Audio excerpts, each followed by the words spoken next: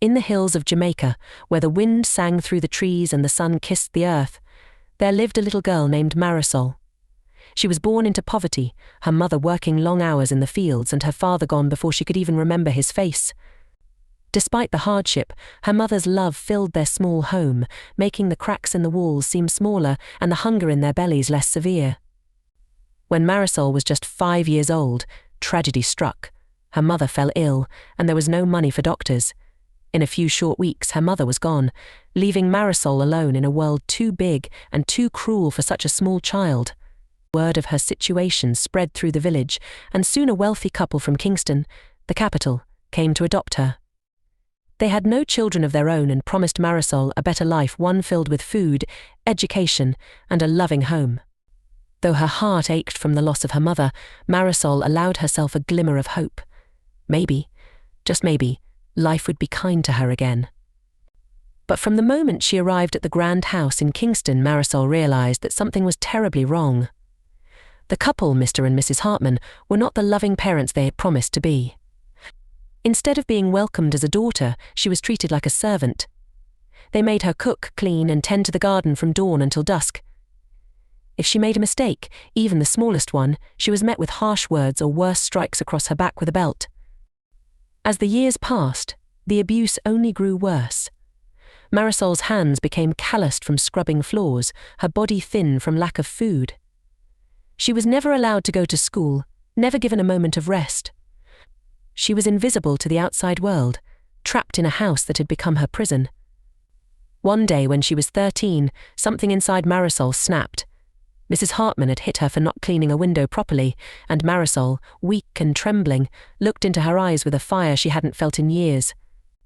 "I'm not your slave," Marisol whispered, her voice hoarse from years of silence. Mrs. Hartman, taken aback by the defiance, raised her hand again, but this time Marisol caught it in mid-air. The look in her eyes startled Mrs. Hartman, and for the first time Marisol saw fear in the woman who had tormented her for so long. That night, Marisol made a decision. She couldn't stay there any longer. She had to leave, even if it meant wandering the streets of Kingston with nowhere to go. She waited until the house was silent, the only sounds the soft chirping of crickets outside. Then, she quietly packed a small bag with whatever she could find: some bread, a bottle of water, and the necklace from her mother. Marisol slipped out of the house and into the night.